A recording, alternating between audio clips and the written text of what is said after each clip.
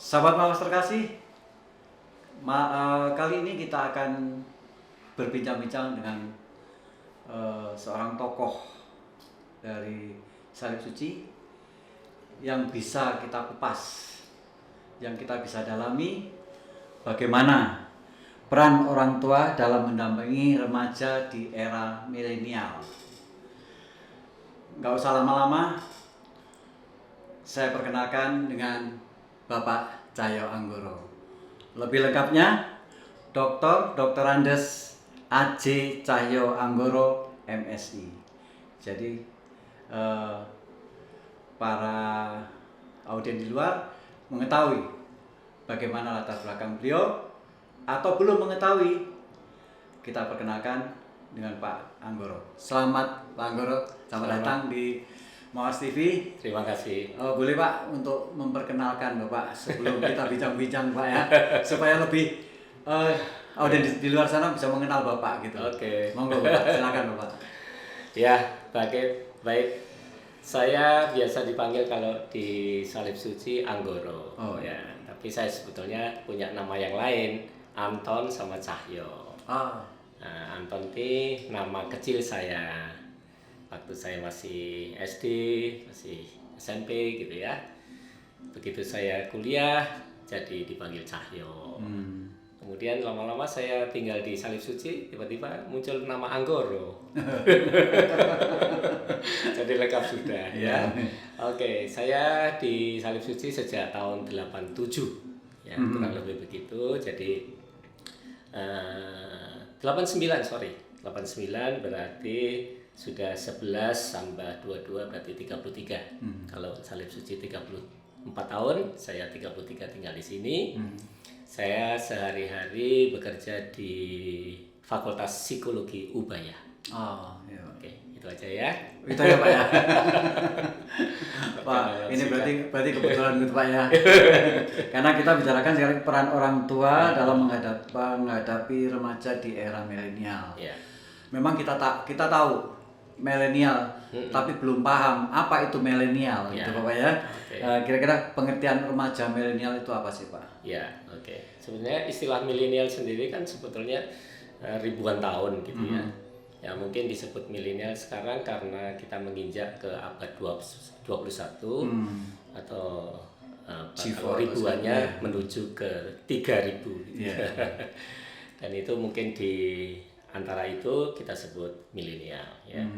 Tapi kalau disebut tadi ada pertanyaan remaja milenial. Sebetulnya milenial ini kelahirannya sekitar 89 sampai 96. Gitu. Jadi kalau 89 berarti dia sudah 33 tahun. 33 tahun. Mudanya ya 26. Gitu. Jadi kalau disebut remaja kok nggak pas ya. Nggak pas itu. Jadi mereka kan rata-rata sudah lulus kuliah S1 mungkin ya, sudah bekerja, mungkin bahkan juga sudah menikah atau berkeluarga. Gitu. Kalau pandangan saya. Gitu Pak. Mungkin gini. Karena kan juga ada yang mengatakan bahwa milenial itu zamannya zaman sekarang ini gitu. Makanya saya berasumsi remajanya remaja zaman ini. Masuk. Remaja zaman ini. Hanya ada satu sisi mengatakan bahwa orang tua memang orang tua milenial. Tapi zaman perkembangan teknologinya kan makin maju gitu Pak ya. Sehingga pada orang tua yang milenial katanya tadi disebut bahwa ada 80-90 sekian. Ya itu pasti mengalami orang tua. Dia berkeluarga pada saat ini, dia punya anak pasti. Nah, perkembangan zamannya orang tua tadi dengan anak sekarang itu kan beda gitu Pak ya. Sehingga sekarang pendidikan pun mulai online, semua gadget Pak ya, gadget ya, sehingga kadang-kadang itu membuat orang tua itu bingung. Bahkan yang katanya milenial tadi masih yang milenial zaman ini katakan zamannya ini masih bingung gitu Pak ya. Nah, itu dari sini sisi positifnya Pak. Era milenial terhadap remaja itu apa? Maksudnya remaja yang kita sebut bahwa remaja dalam konteks yang sekarang ini Pak. Zaman sekarang ya. Mungkin saya kasih contoh aja, kebetulan anak saya, Pak Pugu, Anak saya kelahiran 96. Jadi sekarang dia sudah 26, 27 tahun gitu ya. Dan dia sudah bekerja, bahkan sekarang ada di Jakarta. Ya. Tapi kalau saya amati dia sejak lahir itu, ya sudah zamannya gadget itu, dan sudah sangat melekat ya. Bahkan sudah canggih menurut saya ya. Lah gapnya dengan saya sebagai orang tua, apalagi saya orang tua yang generasi baby boomers, Pak. Kelahiran 60 kan berarti sekarang saya sudah 62. Sementara anak saya masih 26. Coba bayangkan gap yang sangat besar itu. Tentu saja membuat kita juga komunikasinya perlu ada jembatannya gitu ya. Tapi diuntungkannya saya berkecimpung di kampus. Nah, kalau di kampus kan selalu generasinya berubah gitu ya. Jadi saya paling tidak saya bisa mengikuti lah perkembangan mereka. Kalaupun saya masih gagap teknologi juga gitu ya, saya bisa ya belajar sedikit-sedikit lah dari mereka tentang apa yang dipelajari masa kini untuk milenial ya. Jadi mungkin tidak ada masalah, tapi mungkin bagi orang tua yang tidak punya pengalaman kerja, ya, bahkan mungkin mohon maaf tingkat pendidikannya juga relatif terbatas, ya. Nah, untuk mengikuti perkembangan anak mungkin agak kepontal-pontal gitu ya dalam bahasa Jawanya. Tapi saya rasa tidak perlu berkecil hati lah, ya. Setiap hari pun kita juga bisa belajar dari medsos kan, untuk ibu-ibu yang mungkin di rumah tangga gitu ya, bapak-bapak yang mungkin sibuk bekerja, ya kita bisa monitor dari apa yang kita punya gadget gitu ya. Ya itu pun kalau sempat, kalau nggak sempat ya kita nggak ada salahnya lah bertanya dengan anak gitu juga, ya. Tapi anak ini kan juga sumber informasi juga, apalagi dia lebih dekat ya dengan generasi teknologi. Kalau saya disebut ini era digital ya Pak ya, yang sekarang ini selain milenial tadi, jadi dihujani dengan teknologi yang makin lama makin canggih, gitu ya.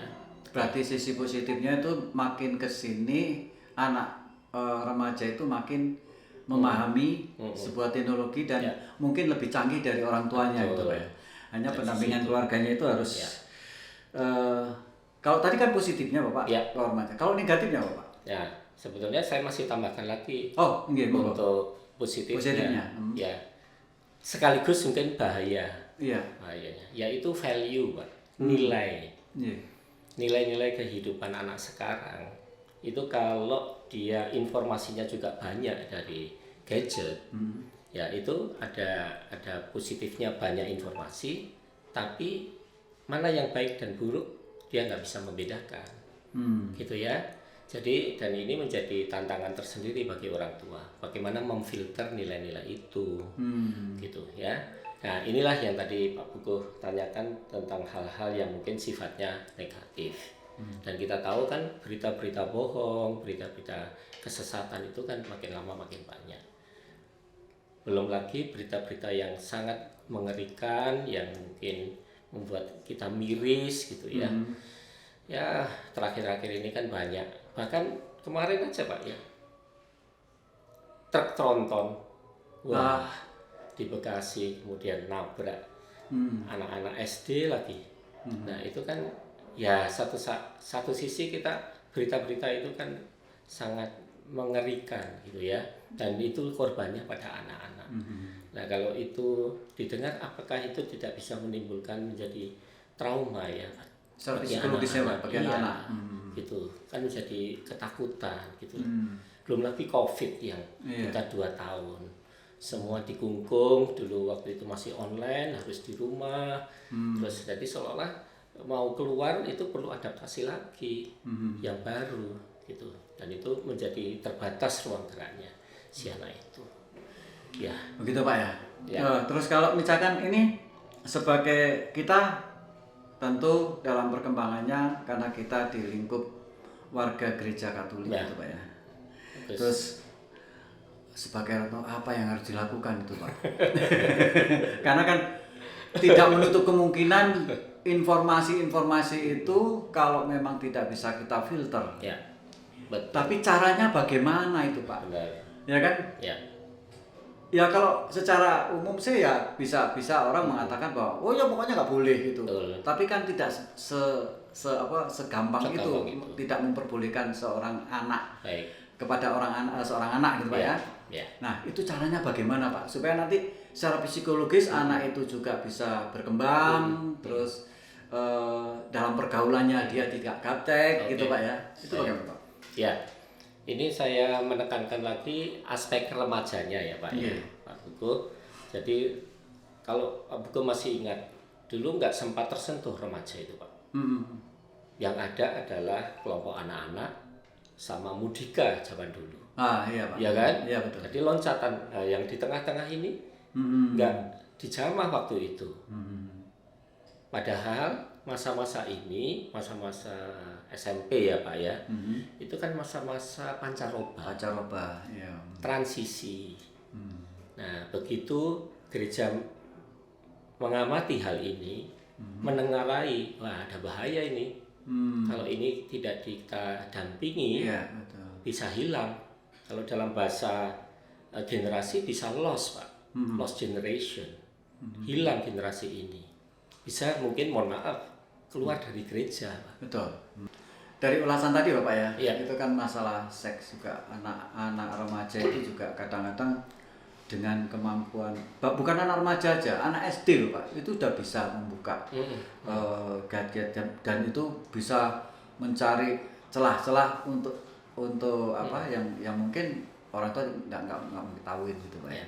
Sehingga tadi ada peran sebagai umat Katolik itu ya tadi. Bagaimana putri dengan remaja baik sehingga tidak terimbas dari sisi negatifnya dan dari era tersebut juga gitu loh Pak. Gimana Pak menurut Pak? Silakan.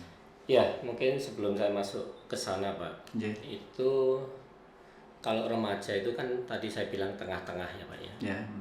Setelah dia anak-anak, ya toh, masa anak-anak, masa SD itu, tapi dia juga akan menuju ke dewasa awal, gitu kan, yang kita sebut muda-mudi kalau sekarang OMK gitu ya. Jadi ini juga menjadi masa transisi sebetulnya, ya. Transisi yang dimaksud itu adalah dia mempunyai ini Bu, yang saya sebut dengan identitas. Jadi anak remaja itu kan mencari identitas diri, siapa sih aku. Makanya kalau kita tidak bisa menjawab apa yang menjadi kemampuan dia, kelebihan dia, gitu ya, sehingga dia bisa mengaktualisasi melalui kegiatan-kegiatan, dirangsang Pak kreativitasnya sebetulnya. Dan benih ini sebetulnya sudah dimulai sejak anak-anak. Saya sempat mendapat istilahnya respon dari pembina BIA Pak. Anak usia yang komuni pertama itu Pak, 10 sampai 12 itu enggak mau dianggap anak-anak lagi. Oh. Iya kan? 10-12 udah nggak mau dianggap anak lagi. Ya, apa itu artinya? Berarti kan dia sudah kepingin dianggap lebih tua daripada usianya. Tapi apa yang mendorong itu? Yang mendorong itu kalau dalam bahasa gaul sekarang ya kepo ya Pak ya. Curiosity, rasa ingin tahunya tuh tinggi. Ya sebetulnya dari satu sisi kan tidak masalah. Orang ingin tahu itu kan bagus karena dengan demikian dia kan haus akan pengetahuan. Nah itu tadi, cuma sumbernya kalau tidak kita kontrol dari mana dia dapat informasi itu, pasti dia akan curi-curi Pak.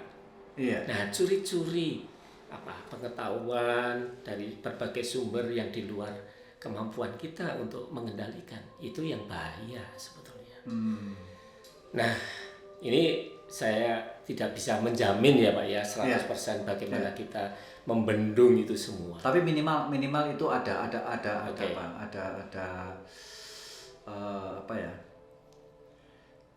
ada clue lah istilahnya, bahasanya ada clue bahwa saya harus begitu gitu. Gimana Pak? Kalau sebagai orang tua saya hanya pesan komunikasi Pak. Komunikasi intens Pak ya. baik di rumah maupun sebelum sekolah sama setelah sekolah. Ya seringkali kan jarang dialog ini. Ya. Dianggap kamu di sekolah tadi ngapain ya. di sekolah. Ya bukannya juga mau ngorek-ngorek. Gitu ya. Ya pengalaman saya pribadi dengan istri, dengan anak saya, wah setiap hari itu kita selalu bertanya dalam tanda kutip. Kamu ngapain aja ya nak tadi pagi, apakah ada hal yang mengganjal di hati gitu ya. Nah sekarang bagi para guru yang ada di sekolah itu juga begitu. Mohon maaf ya seringkali kita disibukkan dengan pokoknya ngajar. Apa namanya Pak? Kalau guru itu kurikulum itu dibebani kurikulum Pak. Ya. Ya toh.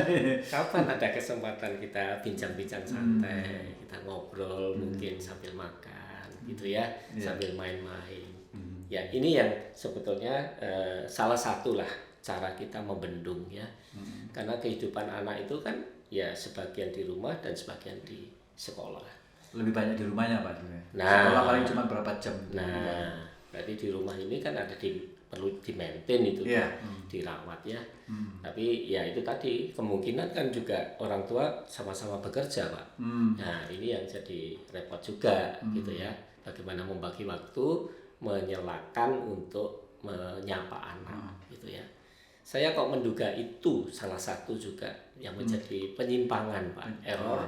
Akhirnya dia curi-curi perhatian dan dapat informasinya juga yang nggak benar-benar itu, gitu kan? Karena perhatian dari orang tua, mohon maaf juga sangat minim, gitu ya. Tapi saya punya prinsip begini, quality time Pak. Jadi bukan banyaknya kita bertemu, tapi sedikit waktu, tapi mendalam, kena sasaran, gitu ya. Dan tadi Pak Buku juga sempat menyampaikan bahwa anak sekarang itu gak seneng diatur-atur, ditegur dengan keras gitu ya. Jadi itu tetap harus kita lihat situasi bagaimana suasana hati si anak itu. Anak itu kalau dirangkul itu lebih nyaman loh Pak sebetulnya. Dan dia akan lebih terbuka Pak daripada kita bebaskan, tidak pernah kita sapa. Ya dia akan mencari perhatian yang lain kalau orang tuanya nggak kasih perhatian, apalagi di zaman seperti ini. Tapi saya juga bisa nyadari Pak, orang tua itu kan juga ada lelahnya ya Pak ya. Secara fisik kalau dia dari kantor ya toh, belum lagi mental. Ya ini persoalan yang kita harus bagi waktu, kemudian kita memanage pikiran kita. Kalau ya di kantor ya di kantor, di rumah ya fokus di rumah. Dan ini yang seringkali menjadi konflik antara kepentingan kerja dan keluarga. Ya, gimana caranya supaya bisa seimbang. Nah ini yang butuh seni tersendiri ya Pak ya, untuk mengelola ini semua ya. Kadang-kala mohon maaf ini persoalan kantor dibawa ke rumah. Nah itu yang sering itu. Iya kan? Saya juga pernah gitu Pak.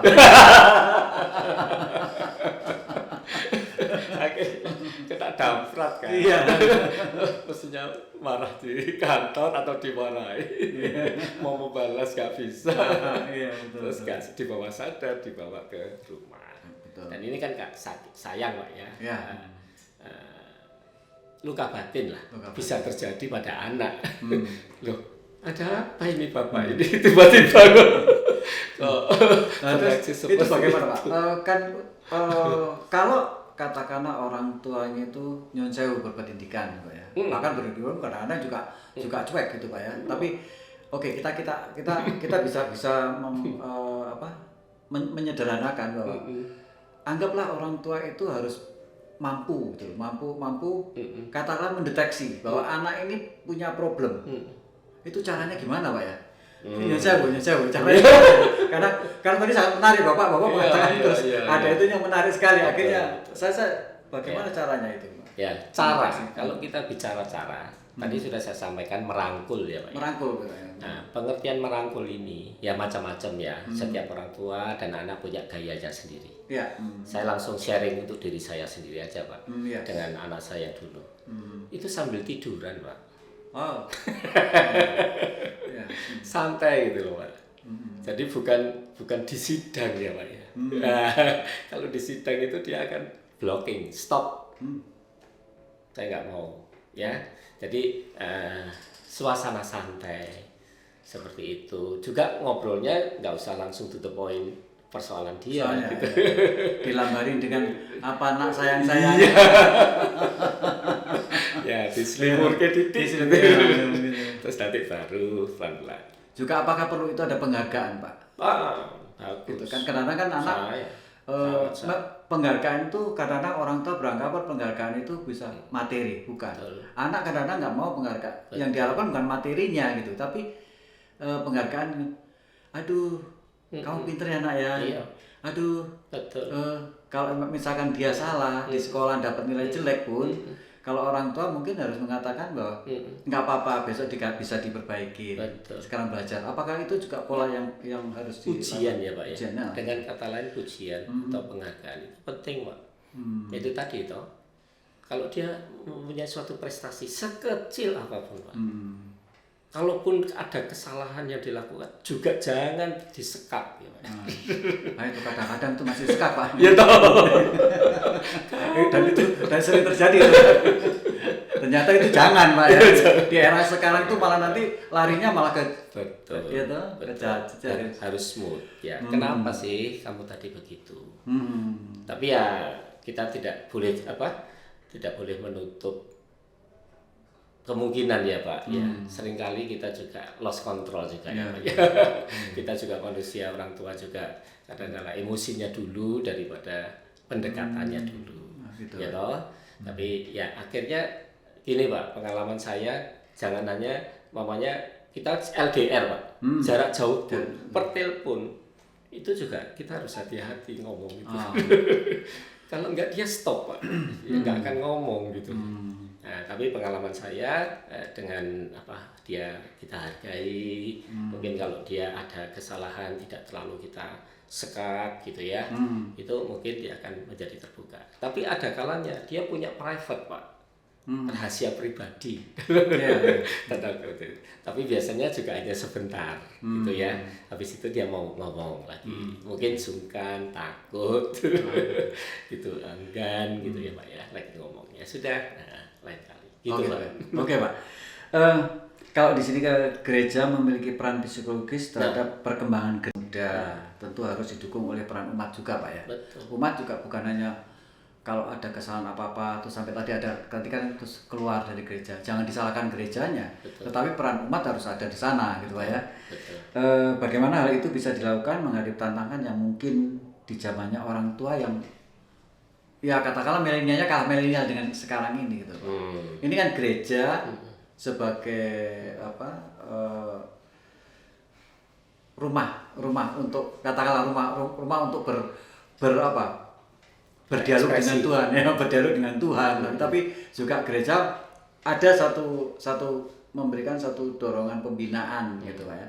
Tadi mengatakan ada pendampingan keluarga juga ada gitu. Tapi kan bagaimana ini menghadapinya itu loh Pak. Jadi kadang-kadang juga itu susahnya itu orang tua itu juga susah Pak. Ini gereja Katolik itu kan penuh dengan kasih. Tapi kadang-kadang di lapangan kan ada kasihnya itu kan masih kasih-kasih. Itu bagaimana? Jadi kontrasinya maksudnya dari zamannya sekarang pun dengan iman Katolik itu harus tetap ada keutuhan supaya utuh gitu Pak. Dalam pembinaan itu bagaimana Pak ya? Ya, oke. Jadi kita ini kan multi peran ya Pak ya.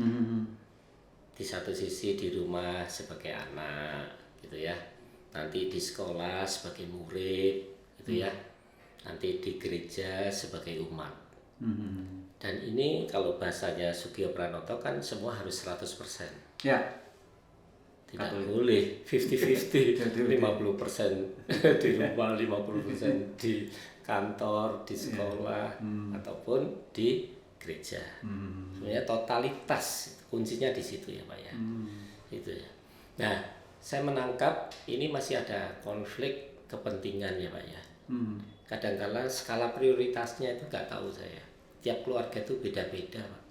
Ya. Ya, nyun sewu. Kalau tadi Pak Buku menanyakan soal keterlibatan umat, loh, ya mbok ngajak anak untuk ikut kegiatan gereja.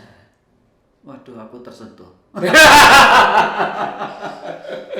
Bukan begitu. Kan gitu. Ya bukannya apa-apa ya. Gimana? Katanya kita Katolik. Janji kita sebagai orang tua dulu, didiklah anak kita secara Katolik. Ya toh? Artinya kita juga di keluarga itu katanya eklesia domestika, gereja kecil. Ya peran orang tua juga sebagai imam di sana. Kan gitu ya.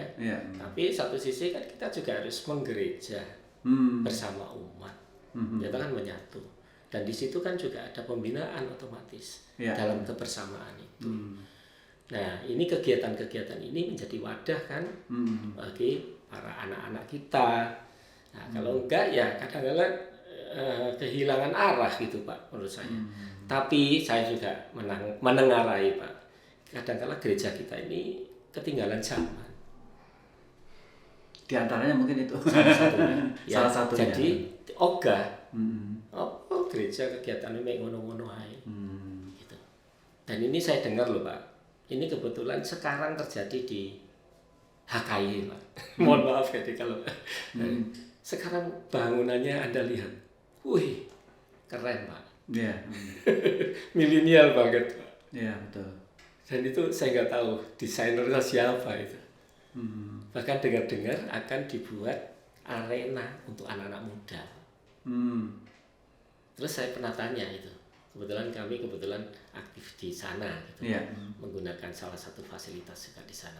Itu kan ada gedung pastoral Pak, yang baru diresmikan sama Kardinal, berapa uskup se-Jawa Barat. Gitu. Salah satunya mau bikin outdoor Pak. Outdoor untuk anak-anak muda. Terus saya bilang kenapa? Supaya anak-anak jangan lari dari gereja kita. Karena di luar itu iming-imingnya lebih menggiurkan. Bahkan bisa mengekspresikan mereka di luar sana. Lebih bisa mengekspresikan itu Pak, dengan caranya anak muda tadi. Nah, itu artinya ya agama itu kan semua baik. Iya, betul. Tapi kita kalau sudah Katolik, tapi kok nggak dibina, ya akhirnya lepas kan. Dan itu harus disesuaikan dengan karakteristik anak-anak sekarang. Gitu. Berarti ini kok compare enak banget nih Pak Bapak. Kenapa? Berarti Komsos itu harus benar-benar menganu Pak. Iya. Wah, ini salah satunya. Jadi juga harus memberi peran ke anak muda. Lebih banyak anak muda itu diberi peran sehingga dia aktif. Dia merasa akhirnya gereja dalam bangunan, sisi bangunan dengan fasilitasnya itu mereka merasa seperti rumahnya sendiri. Di samping sana pasti ada pembinaan dari para pendamping-pendamping gitu Pak ya. Dan itu sekaligus kan menumbuhkan kepercayaan diri. Betul. Mohon maaf ini. Bahayanya kalau anak-anak ini tidak dibina, jadi inferior Pak. Betul Pak. Rendah diri dia. Jadi kemudian mudah putus asa. Ya toh? Dia daya juangnya tidak kuat. Nah, itu sebenarnya makanya harus ditangkap. Di rumah dapat enggak? Di sekolah dapat enggak? Di gereja dapat enggak? Nah, ini kan penguatan semua Pak. Nah, itu harus ya pembina-pembina kita di gereja juga harus inovasi ya melakukan pembaruan kreativitas untuk mengantisipasi itu semua. Saya sangat Pak, saya agak liar dikit nggak apa-apa Pak ya? Iya. Monggo. Saya tertarik sekali dengan konsep yang Bapak katakan tadi bahwa ternyata orang tua pun dalam mempersiapkan anak untuk sekolah itu tidak bisa orang tua kamu harus kesini, tapi ditentukan juga anak ini punya kemampuan apa, disekolahkan di mana. Bukan hanya sekolahan itu mahal, tapi sekolahan itu punya fasilitas apa yang bisa mendukung kreativitas anak itu, ya Pak ya. Jadi kalau sehingga kalau di situ sudah ada Nah, tentu tadi kalau di gereja pasti untuk masalah pembinaan iman, Pak ya. Iman dan penyaluran bakat-bakat, tapi tidak lepas dari konteks iman gereja Katolik gitu, Pak ya. Tapi kalau untuk sekolah kan juga harus orang tua itu juga tidak mendoktrin istilahnya. Kalau dari tadi Bapak sampaikan tadi, jadi orang tua itu harus mengikuti anak tapi kayak topeng monyet Pak ya, ulur tarik gitu Pak ya. Iya gitu. Ya. Ini sampai gejolak remaja pun sudah dikatakan tadi bahwa harus ada sarana yang ada di sini. Terus semuanya akhirnya kembali kepada peran umat itu sendiri tadi Pak ya. Gereja juga iya, orang tua juga iya harus mengetahui. Untuk terakhir nih Bapak, mungkin bisa dianggap closing statement Pak ya. Kira-kira apa Pak untuk bagi orang tua tadi atau para pendidik gitu supaya di era milenial ini mereka tidak ketinggalan zaman gitu. Monggo Bapak. Saya langsung memotret, mengimajinasikan keluarga kudus Nazaret, Pak. Ada Maria, ada Yosef, ada Yesus. Tapi ini ideal memang ya.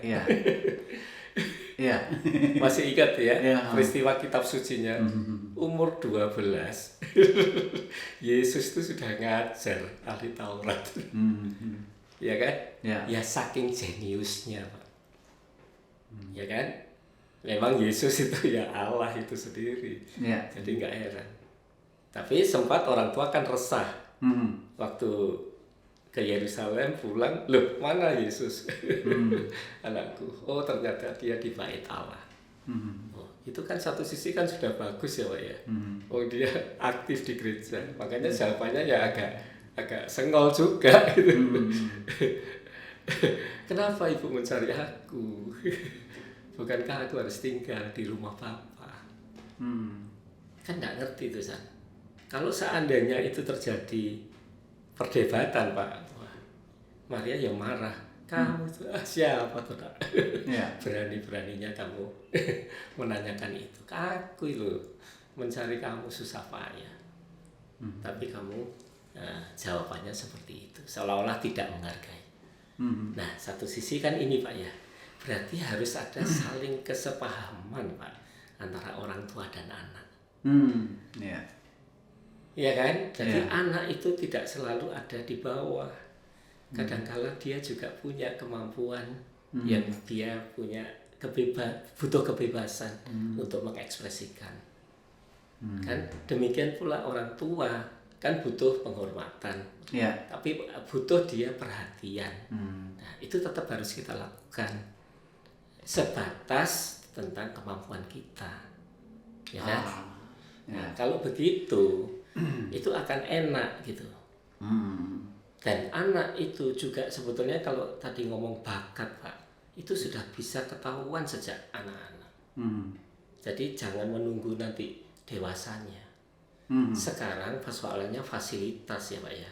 Fasilitas itu kalau sekolah kan macam-macam, banyak pilihan mana yang cocok. Tapi saya juga tidak menyalahkan sepenuhnya orang tua. Dia pertimbangan biaya, pertimbangan lokasi, gitu kan. Tapi manalah yang terbaik. Ya, tidak selalu harus begini, harus begitu. Nah, anak kadang-kadang nggak seneng mau swasta mau negeri, itu aja jadi persoalan Pak. Ya. Nah, sekarang kalau kita masuk ke gereja sama juga Pak. Gereja itu ada teritorial, ada kategorial. Jadi anak sebetulnya juga bebas memilih untuk itu. Tapi dorongan orang tua juga jangan lupa tetap harus mengingatkan kepada anak. Ayo nak, kita pergi ke gereja bukan hanya untuk misa, tapi untuk kegiatan yang dalam rangka pembinaan, katekese dan seterusnya. Dan anak-anak bisa berekspresi itu di situ. Dan saya katakan yang terakhir Pak ya. Jadi keluarga itu sebetulnya adalah seminari dasar. kalau kita ada seminari menengah, ada seminari tinggi, keluarga itu hanya menjadi seminari dasar. Demikian pula gereja itu menjadi wadah kita untuk menumbuhkan benih. Seminari itu kan benih-benih iman, bakat, semua bisa berkembang di situ. Dan ini harus kita optimalkan. Jadi pendampingan keluarga, pendampingan di dalam gereja bagi anak-anak itu harus kita optimalkan. Waduh. Ini kalau diurut panjang sekali. Saya sekali. Hanya karena waktu dan mungkin Bapak tadi baru kontur Pak Edi. Iya. Mohon maaf. Baik Bapak, saya terima kasih banyak Bapak atas Sama-sama. tadi dengan sampean tadi sangat menarik sekali. Semoga bermanfaat buat rekan orang tua atau rekan remaja yang ada di luar sana. Saya baik, sahabat Mawas terkasih, demikian bincang-bincang kita bahwa peran orang tua, anak, gereja harus ada semacam sinkronisasi dalam pembinaan, tidak terlepas masing-masing. Jadi masing-masing harus memiliki kemauan untuk yang terbaik bagi perkembangan anak, baik iman maupun iman dan pertumbuhan dalam kedepannya. Demikian sahabat Mawas terkasih, kita tutup di sini.